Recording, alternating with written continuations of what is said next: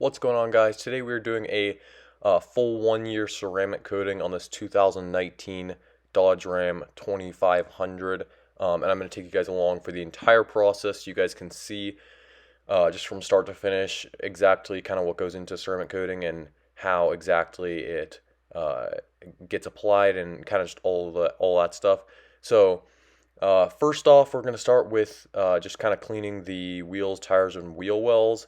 We're wanting to be really thorough on this, especially because any kind of dirt that's left over after the initial wash and once we actually get to the ceramic coating could potentially be a problem when we actually get to applying ceramic coating. It could start to like kind of bleed out of the cracks and crevices or whatever.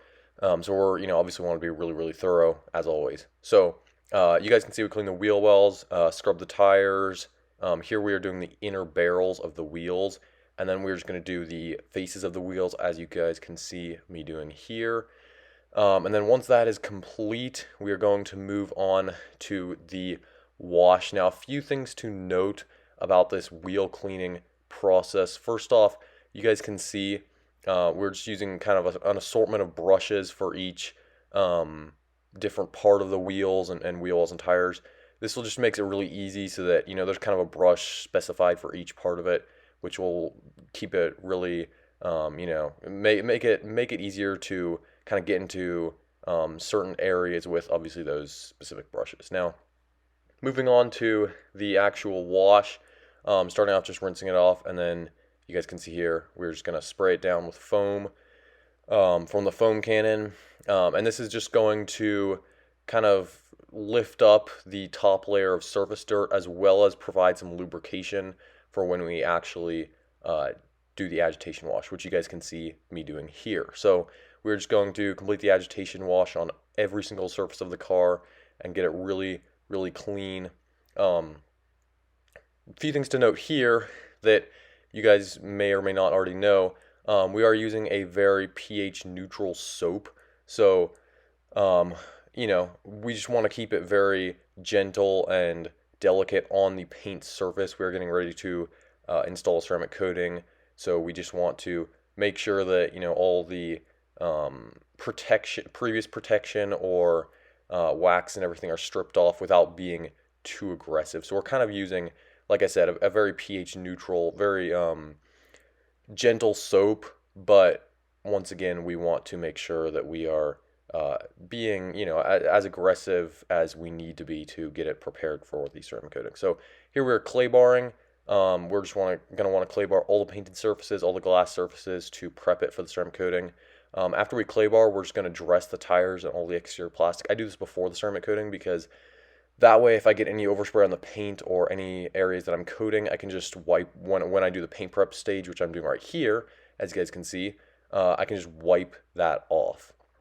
So this is kind of, I try to complete things in a efficient order that will kind of prevent me from going back and having to maybe, do a surface again or, whatever. So we just want to make sure that by doing that, obviously, we are not going to get any overspray onto the paint when we're actually trying to install the coating. So here we are actually going to be applying the coating. You guys saw me getting it on that applicator, and we're just going to do this top half of the door.